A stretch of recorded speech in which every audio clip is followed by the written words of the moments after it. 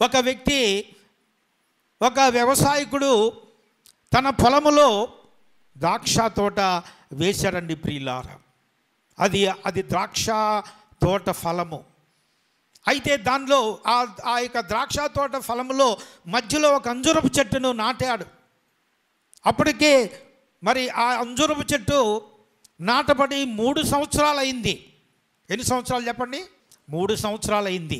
ఈ ద్రాక్ష తోట అయితే ఏపుగా ఫలాలు ఇస్తుంది, కానీ మధ్యలో నాటబడినటువంటి ఆ అంజూరపు చెట్టు ఏమాత్రం కూడా ఫలభరితంగా లేదండి ప్రియులారా. చెట్టు అయితే పెరిగింది కానీ, ఆకులు కొమ్మలైతే వచ్చినాయి కానీ ఏమాత్రం కూడా అది ఫలము ఇవ్వలేదు. అయితే ఆ తోట యజమాని తన యొక్క మరి తోట కావలి వానితో, ఆ తోటను సేద్యపరిచేటటువంటి వారితో, ఎందుకు ఇది ఫలించట్లేదు, ద్రాక్ష తోటకు సంబంధించినటువంటి చుట్టూ ఉన్న సారమంతా ఇది గుంజుకుంటూ ఉంది, చుట్టూ ఉన్నటువంటి ఈ యొక్క ద్రాక్ష ఫలాల యొక్క సారాన్నంతా కూడా ఇది గుంజుకుంటుంది, భూమి వ్యర్థమైపోతుంది, ఫలాలు ఏమీ లేవు, కాబట్టి దాన్ని ఏమాత్రం కూడా ఉంచకుండా నరికివేయమన్నప్పుడు ఆ ద్రాక్ష తోట పనివాడు ఏమన్నాడంటే, ప్రియ దేవుని బిడ్డలారా, అయ్యా ఈ ఒక్క సంవత్సరము చూద్దాం, ఒకవేళ ఈ సంవత్సరం అది ఫలించకపోతే వచ్చే సంవత్సరం దాన్ని నరికి వేద్దామని చెప్పినట్టుగా మనం చూస్తున్నాం. ప్రియ దేవుని బిడ్డలారా, ఈరోజు దేవుడు నీతో మాట్లాడుతున్నాడు. ఆ వ్యవసాయకుడు ఎవరంటే యేసు ప్రభు వారు. Praise the lord. ఆ ద్రాక్ష తోట సంఘానికి గుర్తుగా ఉంది. ఆ ద్రాక్ష తోట యజమాని తండ్రి అయిన యెహోవా దేవుడు.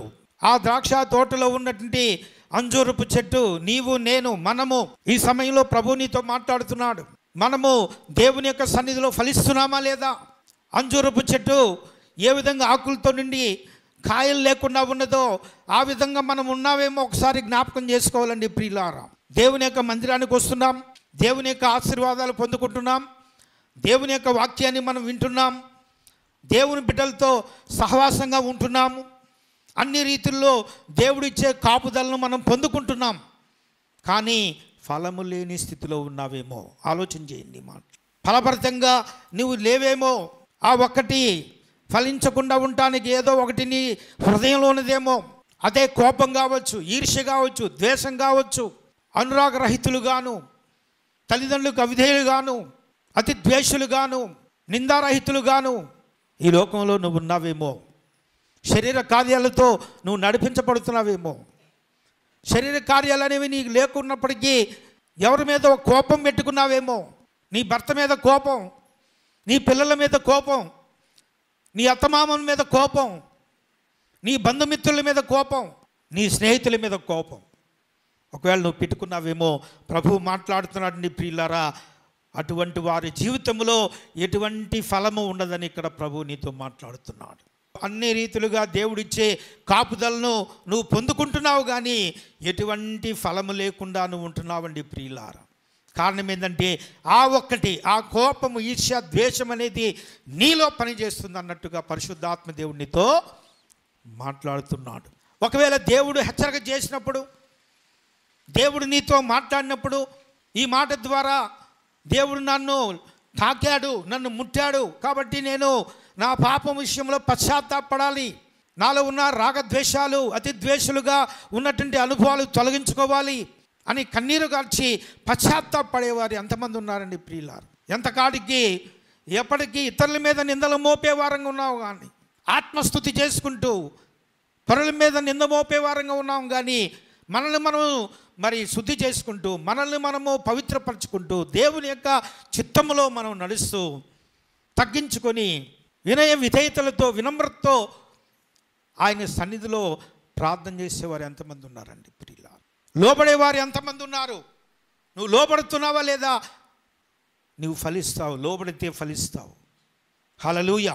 నీలో ఆ లోబడే మనస్తత్వం లేకపోతే దేవుని యొక్క వాక్యానికి, సేవకులకి, సంఘంలో ఉన్నటువంటి పెద్దలకి ఒకరికొకరు అన్యోన్య సహవాసం కలిగి, ప్రేమ కలిగి, దేవుని యొక్క కృపలో నువ్వు వర్ధిల్లాలి అంటే నీవు తప్పనిసరిగా దేవుని మాటకు, దేవుని యొక్క సేవకులకు లోబడే విధంగా ఉండాలండి ప్రియులారా.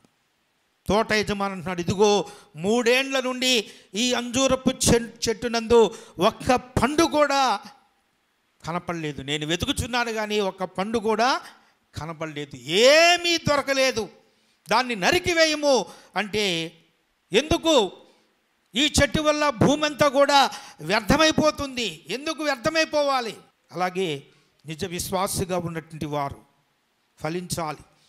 మారు మనసుకు తగిన ఫలము ఫలించాలి. ఫలించకపోతే దేవుడు మరి నిన్ను నరికివేయడానికి సిద్ధంగా ఉన్నా. అయితే నీవు నరకబడకుండా, నీవు ఫలప్రదంగా ఉండకుండా, నరకబడకుండా ఉన్నావంటే అక్కడ నీ కొరకు విజ్ఞాపన చేసి విజ్ఞాపనకర్త ఒకరున్నారు. ఆయన పేరే నజరేయుడు యేసుక్రీస్తు వారు. అందరు గట్టిగా చెప్దాం హల్లెలూయా. మనమంతా క్షేమంగా ఉన్నామంటే, బ్రతికి బట్టగట్టగలుగుతున్నామంటే ప్రభువు నీకు ఇచ్చినటువంటి ఉచితమైన కృపను బట్టే నువ్వు బ్రతుకుతున్నావు. కానీ మరి దేనివల్ల నువ్వు బ్రతకట్టేదండి ప్రియులారా? ఆయన నీ పట్ల కృపను, క్షేమాన్ని ఉంచి ఉన్నాడు. స్తోత్రం. చెప్పండి, ఈ మాట చెప్పండి, యేసయ్యా. గట్టిగా చెప్పండి, యేసయ్యా నా పట్ల కృపను, సత్యమును, కనికరమును ఉంచి ఉన్నాడు. గట్టిగా చప్పట్లకు యేసయ్యకి గట్టిగా చప్పట్లు కొట్టి మహిమ పరుద్దాం. Praise the Lord. నీ మాటల్లోనూ, నీ యొక్క ఆలోచనలోనూ, నీ క్రియల్లోనూ నువ్వు ప్రభువుని మహిమపరచకపోతే, నీ హృదయంలో ఉన్న ఆ విగ్రహం తొలగించుకోకపోతే, నీ సెల్ ఫోన్లో ఉన్నటువంటి అసభ్యకరమైనటువంటి వాటిని నువ్వు డిలీట్ చేయకపోతే నువ్వు నరికివేయబడతావు. డిలీట్ చేయండి.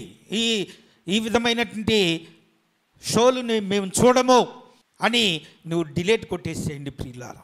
వీటిని మేము ప్రోత్సాహపరచము అని డిలీట్ చేయండి.